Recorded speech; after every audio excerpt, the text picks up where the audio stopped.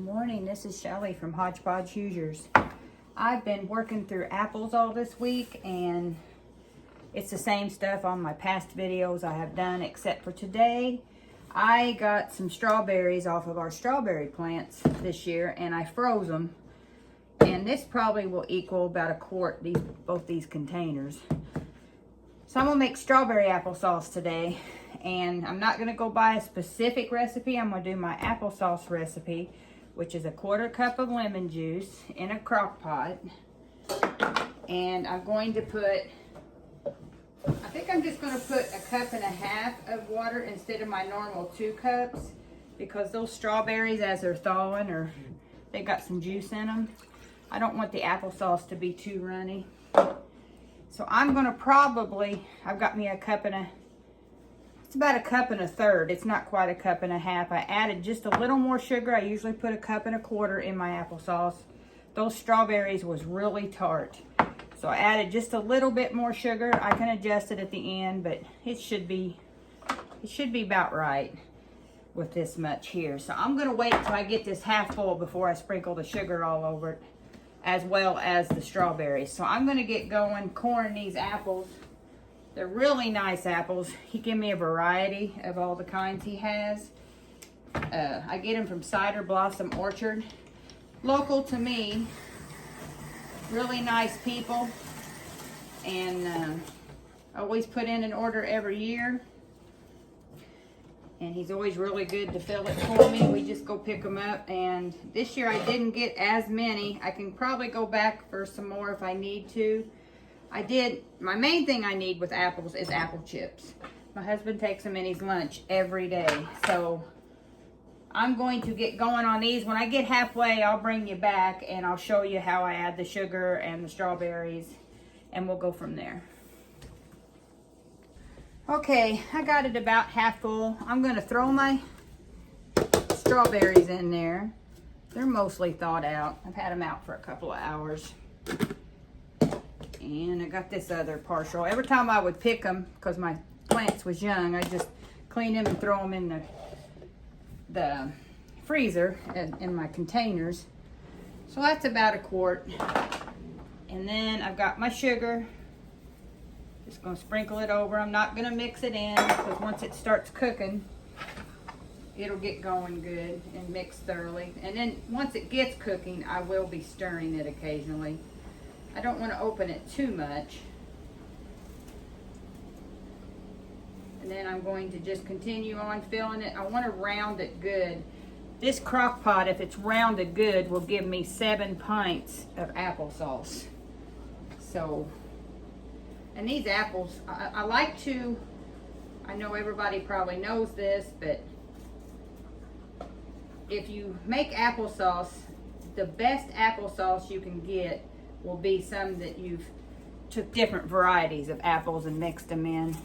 But at the same time, if I only had one kind of apples, it wouldn't stop me from making applesauce. But it does seem like it has a really good flavor if you mix the different kinds.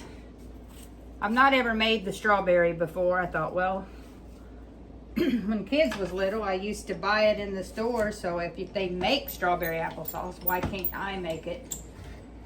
So I'm giving it a whirl. I've got more strawberries in the freezer.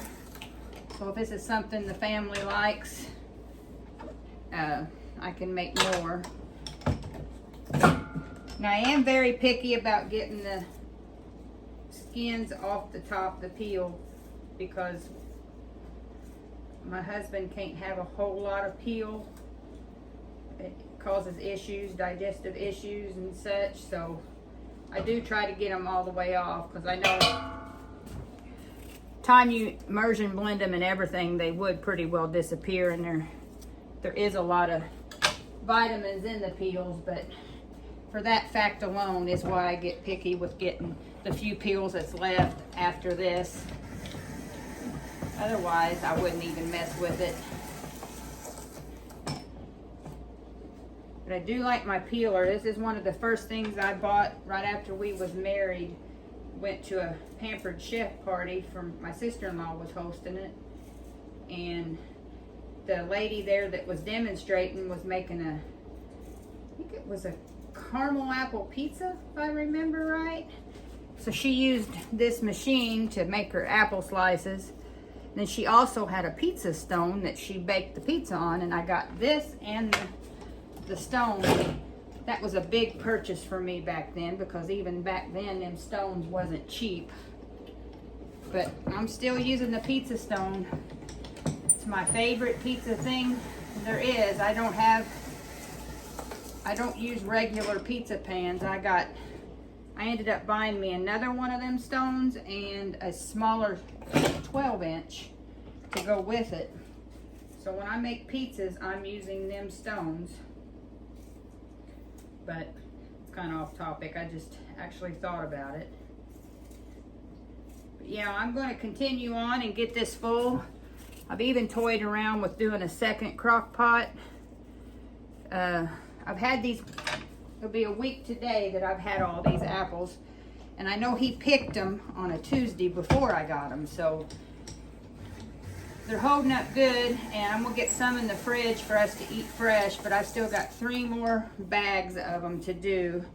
And I've also got to get more apple chips rolling, because I think, best to my calculations, I've got 6 months worth of apple chips done now. That is 13 half-gallon jars. My husband takes apple chips in his lunch every day, and a quart a week is what I use on his lunches. So I'm thinking I've got to have double of what I've got done right now. So I may have to stop on the applesauce and use the rest of the apples for the apple chips, because I was running out before we found this orchard, and I was going to get the apples from the grocery store. And I actually seen a video not too long ago to what they do to the apples to keep them from going bad. Kind of disturbed me. I don't know if it's all truth, but it was enough to make me realize that I need to try and be doing our own. So I may have to go back to the orchard and get a few more from him just for apple chips. I'm not sure yet. But I'm gonna get this done. It's almost full, so I can get it lid on it and get it cooking. We've got some plans this afternoon, so I need to get them done and in jars before I leave. So all this is going to do, I'll put the lid on it, and it usually takes on high 3.5 hours to get them good and mushy. Then I use my immersion blender on them and get them really smooth. If you like chunky applesauce, you don't have to do as much. I put them in pint jars. We like pints. You could certainly do quarts if you wanted.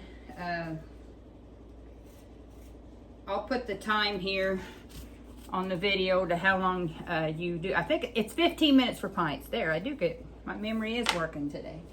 So it's 15 minutes for pints.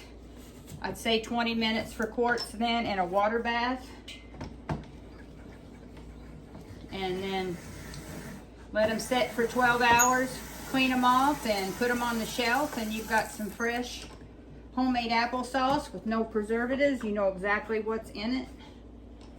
And I tell you, after you've had homemade applesauce, it is really hard to eat the bottom. There's just such a different taste.